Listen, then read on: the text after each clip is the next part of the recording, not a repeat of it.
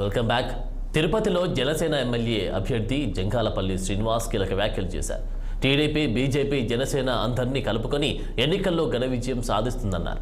ఏ పార్టీలో అయినా చిన్న మనస్పర్ధలు ఉండడం ఖాయమని, వాటన్నిటినీ సమయానుకూలంగా చర్చించి ముందుకెళ్తామని వ్యాఖ్యానించారు.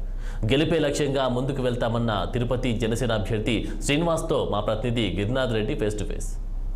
గత కొద్ది రోజులుగా తిరుపతి రాజకీయాలు అయితే సర్వేగా మారుతున్న పరిస్థితి అయితే కూడా ఉంది.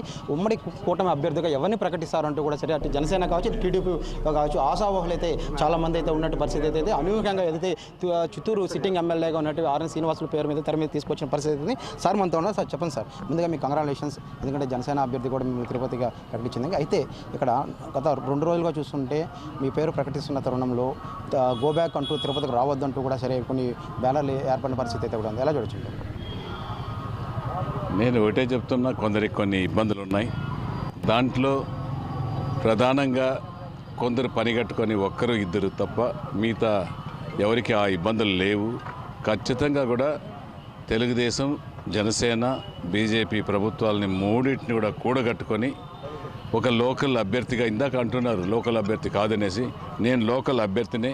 ఖచ్చితంగా కూడా జిల్లా వాసిని. ఇక్కడ నాకు వ్యాపారాలు ఉన్నాయి, ఇల్లుంది, అనుభవం ఉంది, బంధువులు ఉన్నారు, స్నేహితులు ఉన్నారు.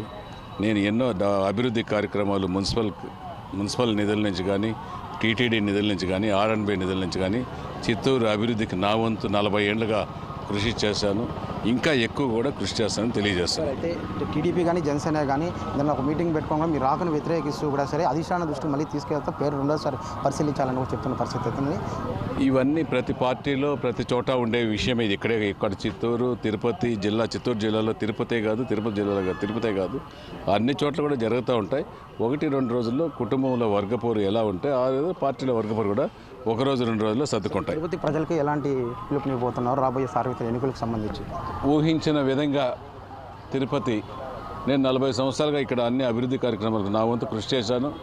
దానికంటే మెరుగ్గా అనుభవ వ్యక్తి చంద్రబాబు చేయగలిగే శక్తి మోదీ గారి సహాయ సహకారాలతో అభివృద్ధిని అన్ని విధాల తిరుపతిని అభివృద్ధి చేస్తానని కూడా తెలియజేస్తున్నాను. ఇది కొన్న పరిస్థితి కూడా ఏది ఏమైనప్పుడు కూడా సరే తిరుపతి అభ్యర్థిగా తన ప్రకటన చాలా సంతోషంగా ఉంది. అదేవిధంగా ఏదైతే జనసేన అధినేత ప్రకటించినట్టు నా పేరుతో ఇక్కడ నిలబెట్టుకొని ప్రజలందరినీ కలుపుకొని పోతాం, అదేవిధంగా పార్టీలో ఏదైతే వివాదాలు ఉన్నాయో వాళ్ళందరినీ కలుపుకొని పోతానని కూడా జంగాలపల్లి శ్రీనివాస్ గారు చెప్తున్నారు. ప్రస్తుతం తిరుపతి కెమెరా గిరినా 16 తిరుపతి.